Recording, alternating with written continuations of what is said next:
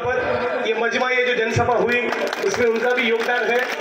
मंच पर उपस्थित सभी वरिष्ठ नेता, कार्यकर्ता, आगेवान, NSUI के साथी, यूथ कांग्रेस के साथी, महिला कांग्रेस, सेवा दल, SC, ST, OBC, minority department, किसान मोर्चा, तालुका जिला के पार्षद, सरपंच और तमाम जाति और धर्म के लोग जिनका आशीर्वाद अब तक बिश्नोई साहब को मिला है और बिश्नोई साहब ने जिनका दिल खोलकर काम किया है, ऐसे तमाम जाति और धर्म के बुजुर्गों, युवा साथियों को, बहनों, माताओं को मेरा क्रांतिकारी जय भीम और इंकलाब जिंदाबाद पेश करता हूँ। सबसे पहले तो मैं आपसे माफी मांगना चाहूंगा। जोधपुर से जब हेलीकॉप्टर निकला तो रास्ते में गुजराती में कहते हैं कि धुम्मस, ओस थी, तो उन्होंने बोला कि जिग्नेश भाई हवा में उतरना पसंद करोगे? नहीं भाई, बाड़मेर में जाके गिरूंगा, तो हवा में नहीं उतरना है, थोड़ी देर से पहुंचेंगे तो चलेगा। तो इसलिए थोड़ा देर से आया, उसके लिए क्षमा चाहता हूँ, माफी चाहता हूँ। आप लोगों ने बहुत इंतजार किया है, उसके लिए दिल से माफी चाहता हूँ हाथ जोड़कर, लेकिन उसमें मेरा कोई कसूर नहीं था, धुम्मस का कसूर था, तो उसके लिए थोड़ा माफ करिएगा। साथियों, ये राजस्थान के इस चुनाव के मेरे दौरे की आखिरी जनसभा है और ईमानदारी के साथ कह रहा हूं, डंके की चोट पर तेलंगाना, मध्य प्रदेश, छत्तीसगढ़ और राजस्थान में कांग्रेस पार्टी की सरकार बनने जा रही है। और आज जब मैं लोहावट से निकलकर सांचौर की ओर आ रहा था और हेलीकॉप्टर के उतरने का थोड़ा इंतजार था, तब किसी साथी ने बताया कि जिग्नेश भाई अब तो सट्टा बाजार भी कांग्रेस पार्टी को राजस्थान में 110 दे रहा है।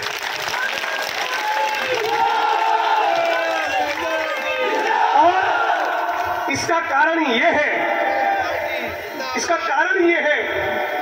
राजस्थान का तो ये रिवाज है, एक बार कांग्रेस, एक बार भाजपा, एक बार कांग्रेस, एक बार भाजपा।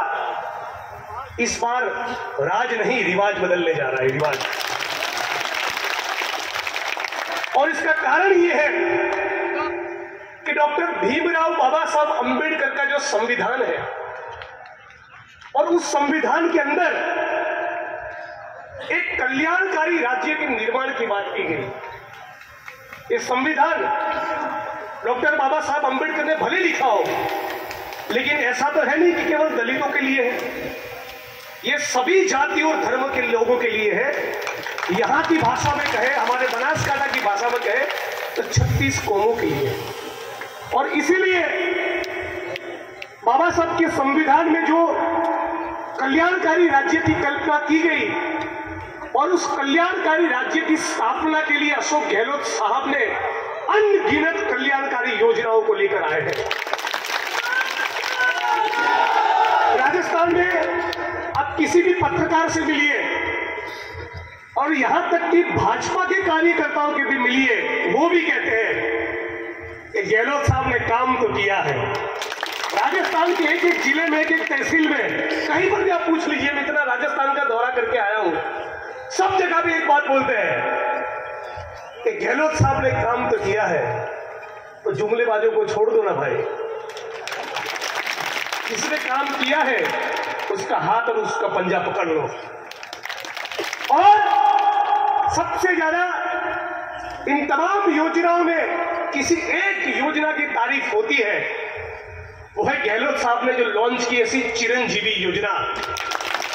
अब काले हो, गोरे हो, ऊंचे हो, नीचे हो, दलित हो, सवर्ण हो, हिंदू हो, मुस्लिम हो, पैसे वाले हो, गरीब हो, किसी भी अस्पताल में राजस्थान में जाइए, 25 लाख तक का आपका मेडिकल बीमा फ्री होगा। वैसे तो 2-4 चाहने वाले यहां पर मोदी जी के भी हो सकते हैं। आज मैं मोदी साहब को कोई अंजलि देना नहीं चाहता, बिस्कुल साहब टेंशन मत करिएगा, आपकी बीपी का ख्याल मैं रखूंगा। लेकिन प्रधानमंत्री मोदी साहब ने अभी कांग्रेस पार्टी के वरिष्ठ नेता राहुल गांधी जी के लिए बहुत गलत और खराब शब्दों का प्रयोग किया। मैं उनके ऊपर तो कोई टिप्पणी नहीं करूंगा, लेकिन इतने सालों के दौरान जो भी भाजपा के लोग राहुल जी और कांग्रेस पार्टी के सिपाहियों को, आप तमाम लोगों को गाली देते रहे, उन तमाम भाजपा के लोगों को यह कहना चाहता हूं कि दिमाग में कचरा भर गया है, कोई बात नहीं, चिरंजीवी योजना में आपका भी इलाज हो जाएगा। और कल तो गहलोत साहब ने यह घोषणा कर दी, अब की बार सरकार बनी तो 25 लाख नहीं, डंके की चोट पर 50 लाख रुपया चिरंजीवी योजना में मिलेगा। बिश्नोई साहब लेबर मिनिस्टर है, श्रम मंत्री का पद उन्होंने संभाला। किसके श्रम का सबसे ज्यादा मूल्य होता है? किसान और मजदूर के। मेहनत तो हम भी करते हैं, लेकिन आप और हम मेहनत करते हैं और जो ईंटों के भट्ठों में तपता है उसका जीवन अलग होता है। आप और हम जो मेहनत करते हैं और जो सेंटिंग की साइड पर जो निर्माण मजदूर, कड़िया मजदूर जो चढ़ता है उसका जीवन अलग होता है। खेत में जो 45 डिग्री की गर्मी के अंदर बाजरा जो काटता है उसकी मेहनत अलग होती है। उनकी तकलीफों को सबसे ज्यादा किसी ने देखा है? बिश्नोई साहब ने देखा है। इस बिश्नोई साहब के लिए जबरदस्त तालियां हो। और पिछले 5 सालों के दौरान गहलोत साहब ने किसी मुख्यमंत्री की तरह काम नहीं किया, उन्होंने परिवार के मुखिया की तरह काम किया।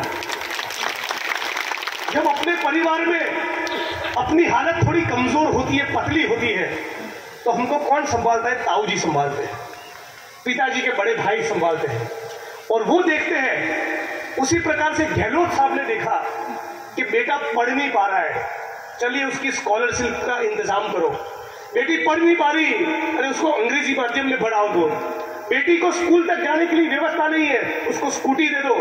बगल के घर में बेरोजगार साथी खड़ा है, उसको मनरेगा योजना में सेट कर दो। लेकिन जोधपुर में दूसरा भाई बेरोजगार बैठा है, उदयपुर में बेरोजगार बैठा है, तो मनरेगा को ग्रामीण इलाकों से शहरी इलाकों में लेकर आओ। इंदिरा रसोई का इंतजाम करो, चिरंजीवी योजना का लाभ दो। भाजपा की सरकार महंगाई लेकर आई, कोई बात नहीं, अशोक गहलोत साहब महंगाई राहत कैंप लेकर आपके बीच में आते। तो चिरंजीवी योजना हो, महंगाई राहत कैंप हो, इंदिरा रसोई हो, 500 रुपये में गैस का सिलेंडर। अच्छा, अब ये जुमलेबाज क्या कर रहे हैं? जब चुनाव आया तो कह रहे कि 450 रुपये में गैस का सिलेंडर देंगे। अरे गुजरात में आपकी सरकार है, दे दो ना। उत्तर प्रदेश में आपकी सरकार है, वहां दे दो ना। वहां 1200 रुपये का, और यहां जुमला फेंक रहे 450 रुपये का। केंद्र में भी भाजपा की सरकार है, तो कल से अनाउंसमेंट कर दे। मोदी साहब को मेरी विनती है, भारत माता का नाम लेकर अनाउंसमेंट कर दो। भारत की सभी जाति और धर्म की बहनों और माताओं, कल सुबह 11 बजे से 1200 नहीं 450 में गैस का सिलेंडर मिलेगा। कहिए ना। तो इनके झांसे में मत आना, मैं तो इनकी रग रग से वाकिफ। मैं आपका पड़ोसी उसी गुजरात से आता हूं जहां भारी भारी गोलाबारी होती है। एक बार हमारे गेनीबेन के विधानसभा क्षेत्र के बगल में बनासकांठा में डीसा मोदी साहब की एक जनसभा हुई। किसानों, हैंडपंप चलाओ, खनिज तेल निकलेगा। जनता का तेल निकल गया। बेरोजगारी सब चल पर बैठी है, महंगाई उसकी चरम सीमा पर है। बेरोजगारी का आलम यह है कि 22 करोड़ लोगों ने, भाई पीछे आवाज आ रही है मेरी, हाथ खड़ा करिए तो पता चले ये बात हुई। 22 करोड़ लोगों ने रोजगार मांगे और भाजपा की सरकार ने कितने लोगों को रोजगार दिए? केवल 7 लाख। कहां 22 करोड़ और कहां 7 लाख। गहलोत साहब ने मनरेगा योजना के तहत पूरे राजस्थान के अंदर 90 लाख लोगों को रोजगार दिया है। 90 लाख लोगों को। 3 लाख लोगों को सरकारी नौकरियां मिली और जिसमें से 1,56,000 लोगों की नियुक्तियां हो चुकी। कोई पटवारी है, कोई टीचर है, सब काम पे लग चुके हैं। लगेंगे नहीं, लग चुके हैं। और इस बात का गारंटी है इस बार का जो घोषणा पत्र कांग्रेस पार्टी का आया वो ये कहा 10 लाख रोजगार खड़े करेंगे और जिसमें से 4 लाख सरकारी नौकरी होगी। 100 दिन का मनरेगा 150 दिन होगा ताकि कोई भी आदिवासी, दलित, मजदूर जो पसीना बहाने के लिए तैयार है, जिसके पास हाथ है लेकिन काम नहीं, वो बेरोजगार न बैठा रहे। इसको कहते हैं परिवार के मुखिया की तरह सोचना, परिवार के बाप या पिता की तरह सोचना। और इसीलिए मैं व्यक्तिगत तौर पर ऐसा मानता हूं, पूरे भारत के अंदर मैसेज जाएगा। ये केवल बिश्नोई साहब को जिताने का मामला नहीं है, आपके चेहरे की रौनक बता रही, वो तो जीत चुके हैं।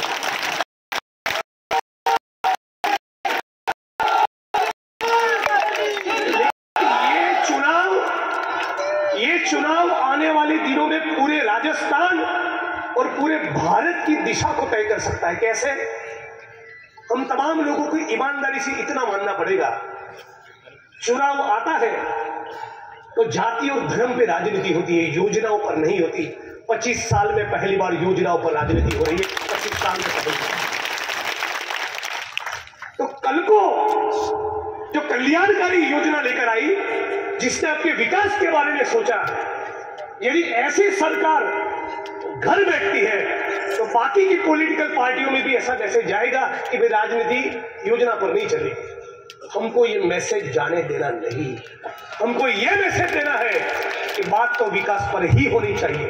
क्योंकि कोई जाट हो, राजपूत हो, बिश्नोई हो, ब्राह्मण हो, मेघवाल हो, मीना हो, अंत में हम हैं तो इंसान, हम हैं सभी भारतवासी।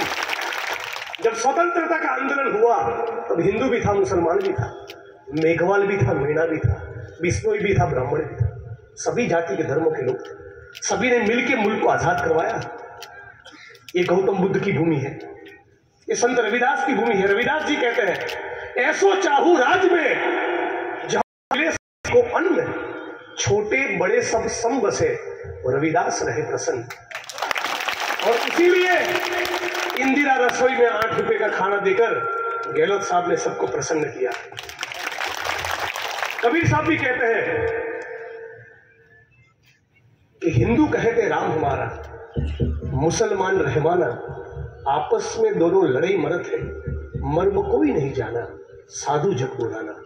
साथियों, ये नानक की भूमि है, रविदास की धरती है, कबीर का मुल्क है, गौतम बुद्ध की धरती है, डॉक्टर भीमराव बाबा साहब अम्बेडकर और भगत सिंह जैसे बहादुर वीर पुरुषों की ये भूमि है। इस भूमि में हर कीमत पर चुनाव आएंगे जाएंगे, अपनी एकता को तोड़ना नहीं है। बिश्नोई साहब के जीवन से एक राजकीय कार्यकर्ता होने के नाते, एक विधायक होने के नाते मैं कुछ सीखा हूं, तो ये सीखा हूं कि सबको साथ लेकर चलना पड़ेगा। बिश्नोई साहब के जीवन पर से कोई सीख सकता है तो ये सीख सकता है कि विधायक का चुनाव का पहली बार जब पर्चा भरे ना, ये वो व्यक्ति है तब जितना नम्र था, दूसरी बार चुनाव जीतने के बाद उससे 10 गुना विनम्र हुए, और मंत्री बनने के बाद इतना विनम्र हुए कि आज भी 72 साल की आयु में भी एसी मशीन का उपयोग नहीं करते। जयपुर में भी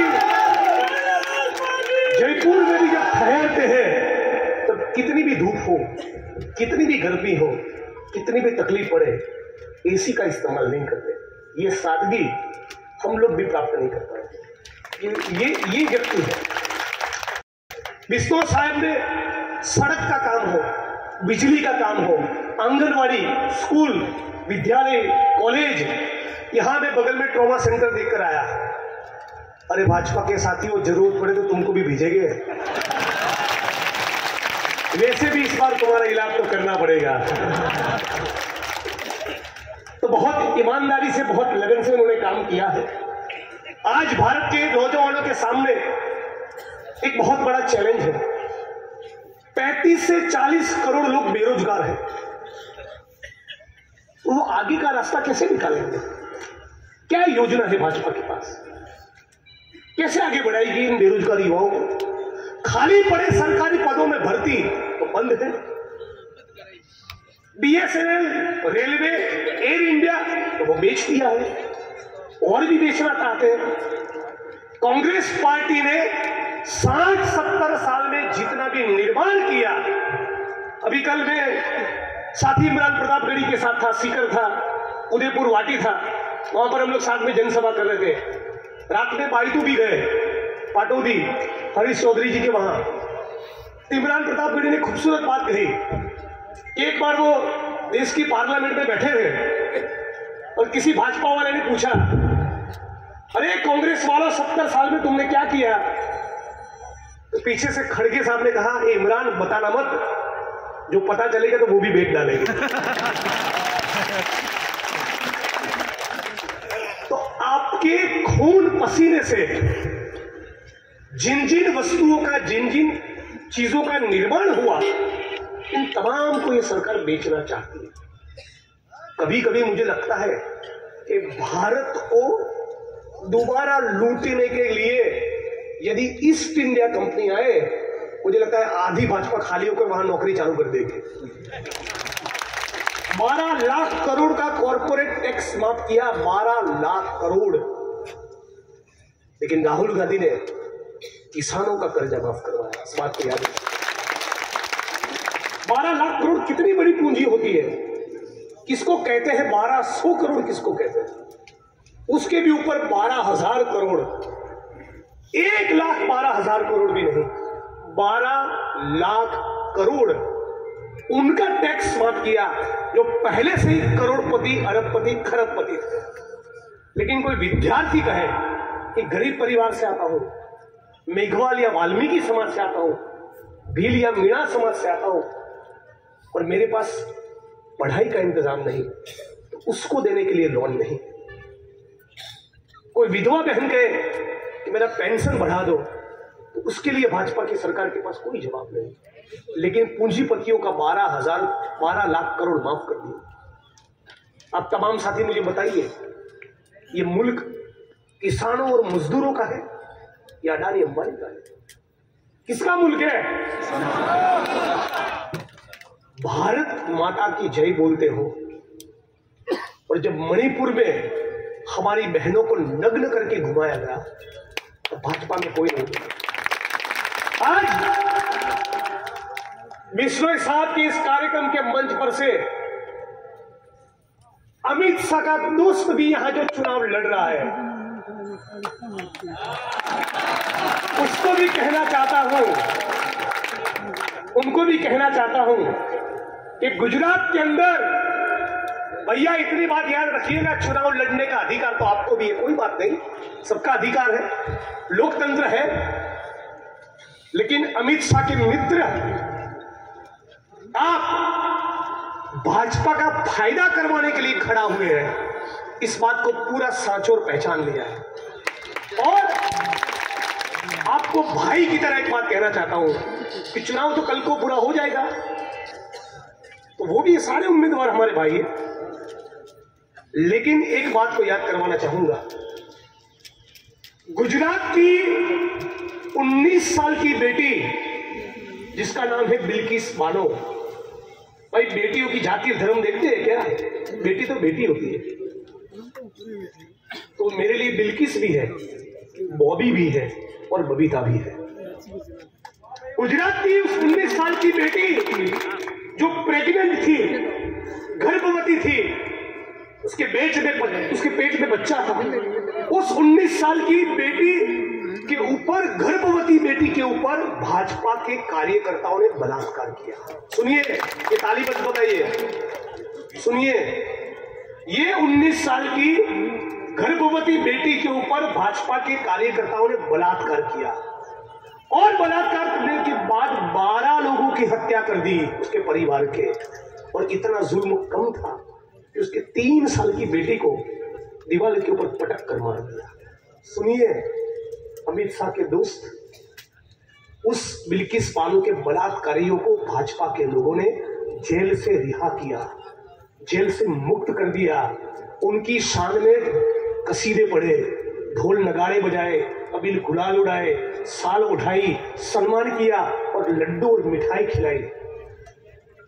क्या इस भाजपा को हराना नहीं चाहिए? आप जहां पर खड़े हैं, वहां खड़े रहकर आप भाजपा का फायदा करवाना चाहते हैं। पूरी तरह हराओ, पूरी तरह। और इसीलिए आपने ठीक कहा कि पूरी तरह हराओ, पूरी तरह हराओ। और इसीलिए आप तमाम साथियों को कहना चाहता हूं, यहां पर दलित समाज के साथी भी होंगे, है कि नहीं? अरे थोड़ा जय भीम बोलिए तो पता चले। ये आवाज तो जयपुर नहीं जाएंगी। जय भीम। साथियों, डॉक्टर भीमराव बाबा साहब अंबेडकर के संविधान को यही भाजपा के लोगों ने 3 साल पहले दिल्ली की सड़कों पर जला दिया। सुनते जाइए, डॉक्टर भीमराव बाबा साहब अंबेडकर के संविधान को दिल्ली की सड़कों पर भाजपा के लोगों ने 3 साल पहले जलाया। कुछ दशक पहले भाजपा के नेता यह कह चुके हैं कि डॉक्टर बाबा साहब अंबेडकर के संविधान को समंदर में फेंक देना चाहिए। यह भी कह चुके हैं भाजपा के लोग कि डॉक्टर बाबा साहब अंबेडकर के संविधान को कचरे के डिब्बे में फेंकना चाहिए।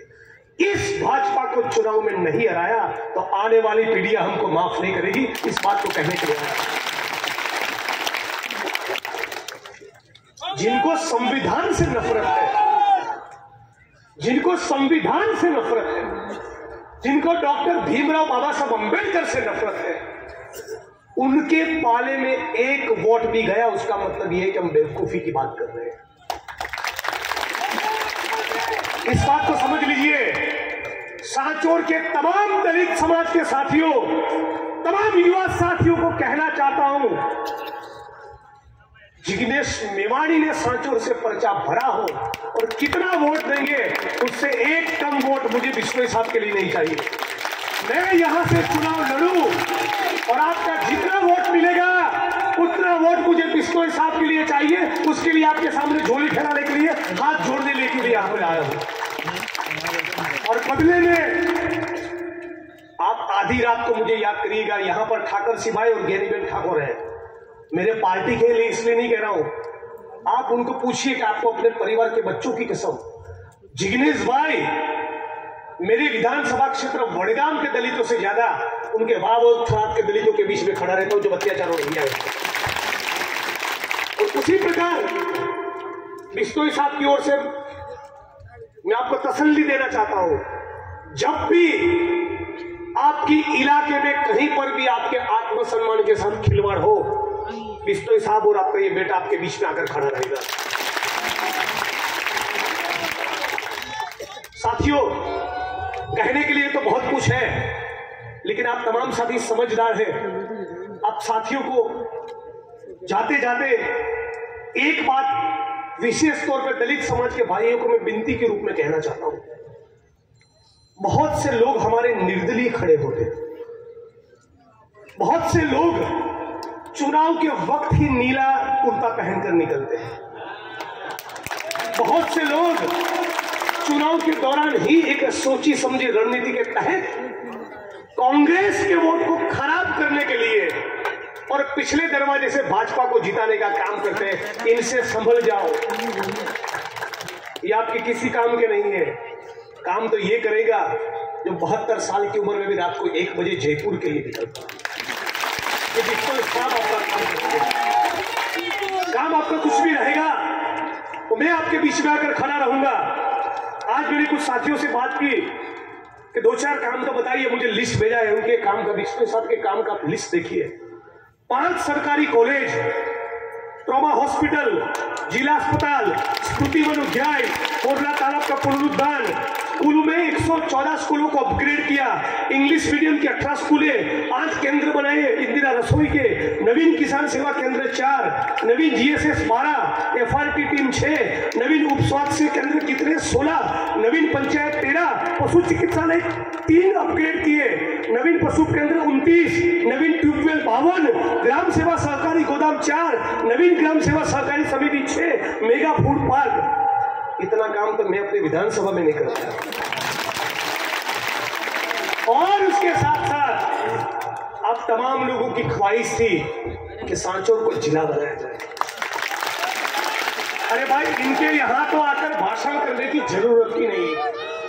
आपको तो पर्चा भरे उसी दिन बैठ के बोल देना चाहिए कि 25,000 से जीत चुके हैं बिश्नोई साहब, बगल के इलाके में जाके कैंपेन करिए।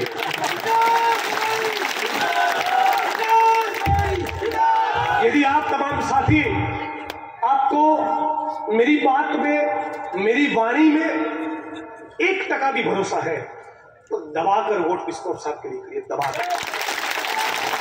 आपको लगे कि आपका ये बेटा, आपका ये भाई आधी रात को तकलीफ पड़ने पर आपके बीच में आकर खड़ा रहेगा, ऐसा लगे तो मैंने पर्चा भरा, उस प्रकार से उनको वोट मिलने चाहिए। बहुत से युवा साथी, पेपर लीक का मामला भी चल रहा है। 24 पेपर गुजरात में लीक हुए, 24, और उन 24 पेपर लीक के मामलों में केवल 4 में एफआईआर, बाकी किसी मामले में न एफआईआर, न जांच, न गिरफ्तारी, न मुकदमा, न किसी को कैद। और दूसरी तरफ स्वतंत्र भारत के इतिहास का पहला ऐसा कानून जिसमें आजीवन कारावास वो गहलोत साहब लेकर आए। कुछ लोग भाजपा वाले गाय के नाम पे राजनीति करते हैं।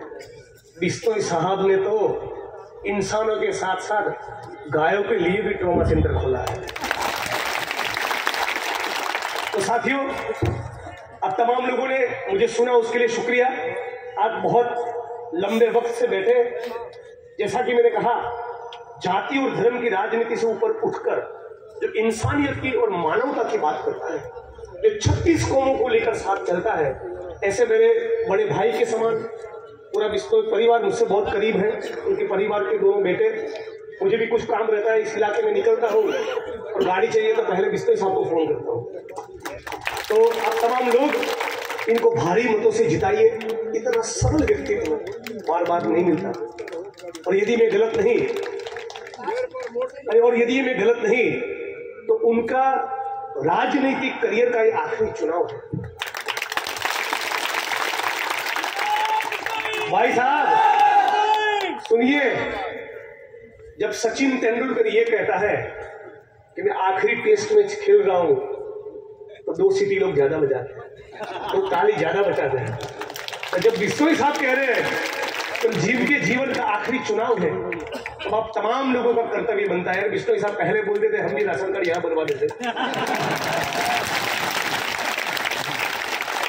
भाई हमको भी आनंद मिलता कि आपके जैसे अद्भुत व्यक्तित्व को हमारा वोट दिया। मैं यदि इस मिट्टी में पैदा हुआ होता, यदि मेरी पैदाइश सांचौर की होती, तो डॉक्टर बाबा साहब अम्बेडकर की कसम खाकर कह रहा हूं, मेरा वोट केवल बिश्नोई साहब को जाता है। आप तमाम साथियों ने मुझे सुना, इसलिए आप तमाम साथियों का शुक्रिया अदा। आपको मेरे लिए बहुत वेट करना पड़ा, उसके लिए माफी चाहता हूं, लेकिन कुछ परिस्थिति ऐसी थी, चुनाव का वक्त रहता है, जनसभा के लिए बहुत से लोग बुलाते रहते हैं। गहलोत साहब की ओर से भी आदेश था कि वहां पर जाकर आओ, तो उनके लिए भी जनसभा करके आया हूं। तो साथियों, आप तमाम लोगों का शुक्रिया अदा, आपने मुझे सुना, उसके लिए मेरी वाणी को विराम दे रहा हूं। मुझे उम्मीद है